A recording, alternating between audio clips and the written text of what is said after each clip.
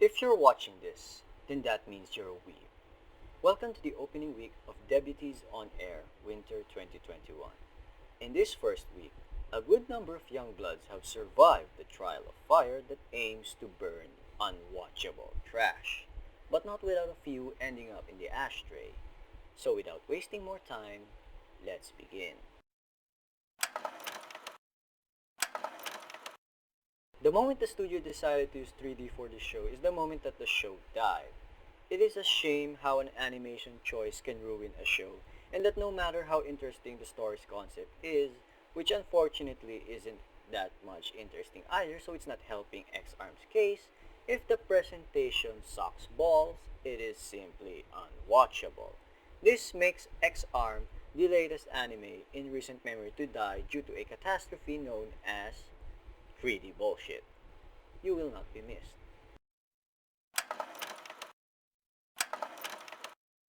Byoui Ramune did everything I predicted it would do. The choice to showcase first what Ramune does for a living in the first episode is expected, and while the writing of the show is somewhat decent, the other aspects of this case-solving anime failed. The animation was off-putting more times than it should, and Ramune felt like a static character rather than someone that has the potential to develop over time.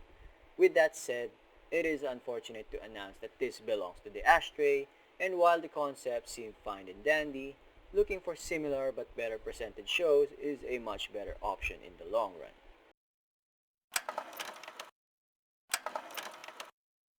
Shock value.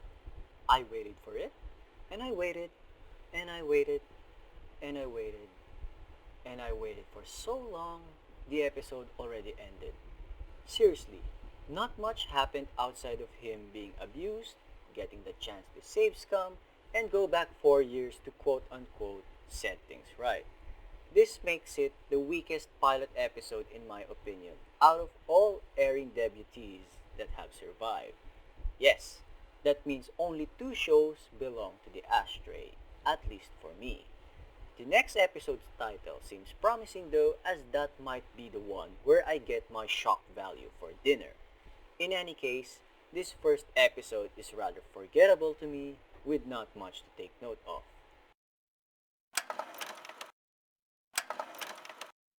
As someone who has the resume of a love life cancer, Idoly Pride is not doing very well so far.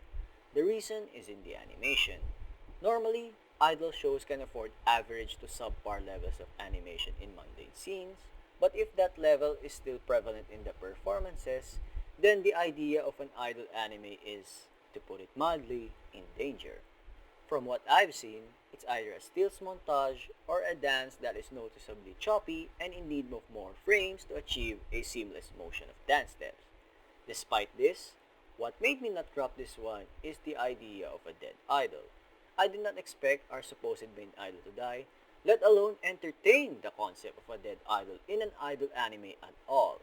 Not only that, she returns as a ghost, making the show traverse uncharted waters, making me curious how this would pan out as the season goes by.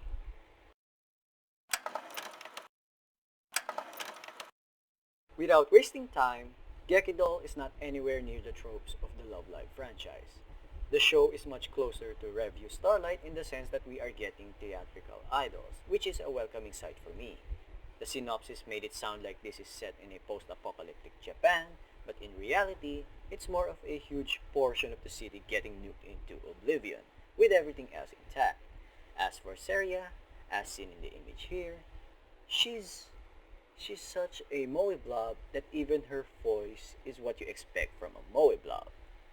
With not much more to say, and to wrap it up, the pilot episode has done more than enough to warrant another episode. And to me, that is probably a good sign that the show might be heading towards a favorable path.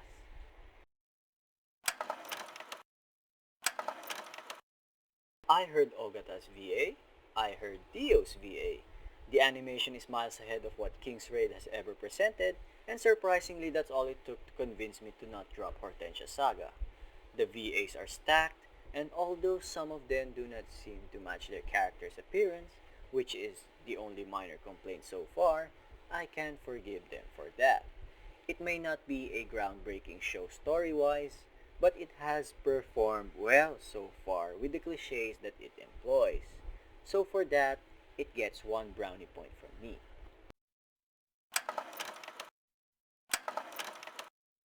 Unlike the other occult-related anime that is Byoui Ramune, Kemono Jihen establishes its characters much better and they do not feel static. The fight scenes are done well, the initial story has no glaring issues, and Yami Sukehiro not shouting like a madman is my only gripe. Then again, he's not Yami here, so that invalidates my petty complaint.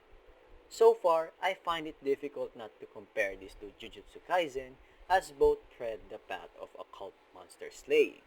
While I predict that Kemono Jihen won't be as famous as Jujutsu Kaisen is by the end of the season, it doesn't take away that the show has a respectable start and has the potential to improve upon its foundations.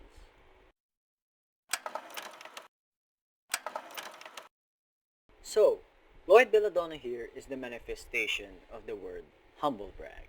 He's like a Harvard student telling an ordinary college student that he's the dumbest in Harvard, when in reality, he actually belongs to the top 1% of the world, making him so out of touch with his statement.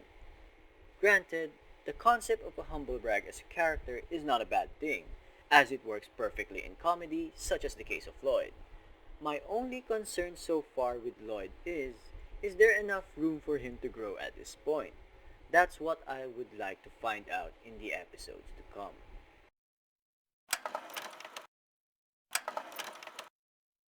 Huh.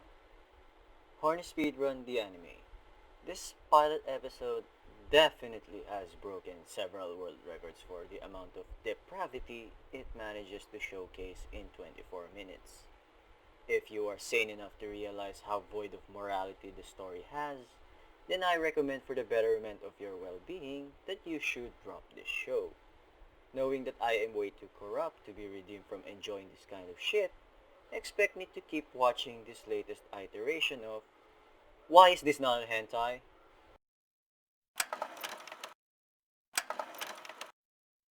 I like the fact that we can consider this show as a tutorial of sorts on how to live life. Now, I am not saying that I am similar to Tomozaki's plight where I would religiously consider Hinami's teachings as the tutorial on how to live. It's just that I know several people who do not similarly enjoy life like Tomozaki. While I cannot say that this show is a must-recommend show to people who are like Tomozaki, the show does give a nod to the idea that there are people like him, and we who fare better in life should be like Hinami, who can encourage them to enjoy life more. Unless you're Tomozaki, then the narrative becomes drastically different. Overall, I like the concept and setup of this show, and I am eager to see more of it next week.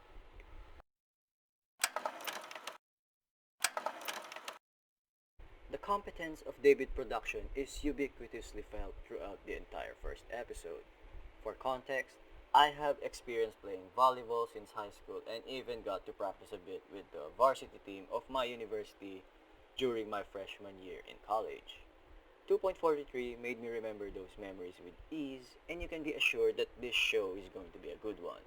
Story-wise, there is nothing groundbreaking happening yet, and it simply follows your standard underdog sports team anime. With that said, fingers crossed that it becomes even greater as the season progresses. Oh, and by the way, I've never seen Haikyuu, so for better or worse, no comparisons will be made.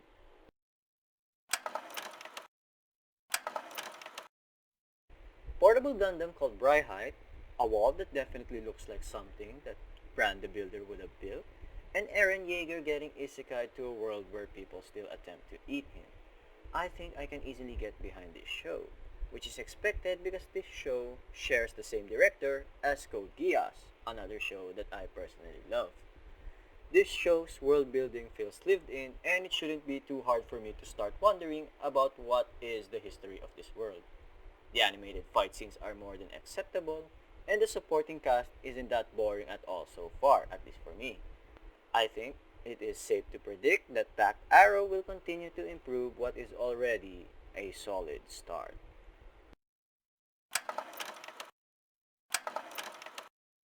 So it is now official. It is now official, kids. Tanya de Gurishaf has changed her nickname from the Evil to the Spider, which in my opinion sounds like a downgrade rather than an upgrade. If there's one consistent theme between Yojo Senki and this Spider anime, it's that the animation studios behind those two shows are definitely having a field day making the most out of Yuki Aoi's godlike voice acting performance. Like seriously, all I got from episode 1 is a compilation of the different voice ranges of Yuki Aoi, and I am absolutely loving it. The question that remains for this anime is, how long can the novelty of being a spider as a protagonist last before my rose-tinted glasses break and see that this is just another generic power fantasy show?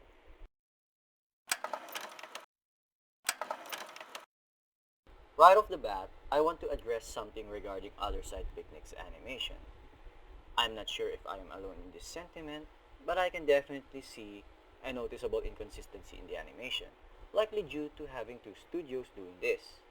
In some scenes, the animation is neat and tidy, but other scenes aren't so lucky and they ended up looking crude, at least to me. Which begs the question, which studio is doing better and which studio is getting the short end of the stick?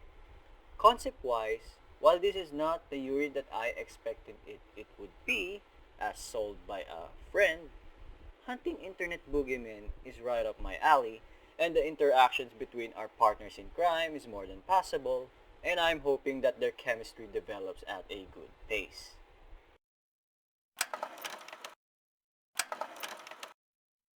The director of Banana Fish hasn't disappointed me, and with this new original, she continues her impressive streak of winning me over. I love the fluid motions of the skateboard races, and the color palette of the series further elevates the overall feel of the show.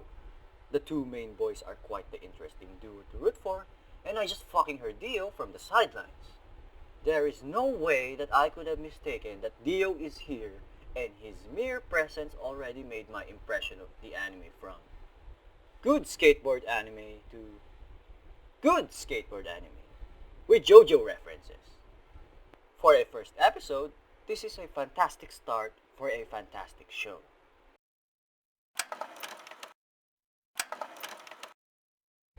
Doki Suwaru doing the internal monologue has to be my second favorite portion about Mushoku Tensei's maiden episode. For those who don't know, Dogi Suwaru, also known as Jintoki, is known last season to do a Dogeza pose to get women to show their boobs and panties. Quite the dream. As for my favorite portion of this episode, it is no other than Zenith Greyrat, aka Hot Mama, Best Mama. I have finally embraced my inner Kakyoin and I have no regrets whatsoever. From well-endowed maids to Roxy's cute panties, also adding the fact that the quality of the world building is as one would expect from the grandfather of Isekai, which I meant as the highest possible compliment. I am witnessing the beginnings of the next anime classic of this generation. If there is one complaint from me, it would be not animating the truck scene as I was so keen to compare it to Zombieland Saga's truck scene, which for me is still the best iteration of the trope. But alas, no comparisons will be made.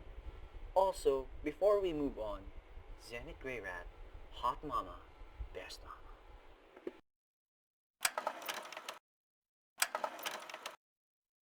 Way before the season started, I predicted that this is going to be the romance of the year. And it fucking shows. The chemistry of Hori and Miyamura is on a level that they're not just a couple in my eyes. Rather, they're literally emotionally married to one another, which is an unreal level of chemistry, especially seeing it manifest in the pilot episode already. Anyway, I'm actually glad that the Purple Guys issue got resolved within the episode because as a fan of wholesome romance, we can get back to more Horimiya, which is the entire point of this series. If there's anything I want to add more, good God, I wish I could binge this instead. I mean seriously, I have to wait every week for more Horimiya? Fucking blasphemy if you ask me.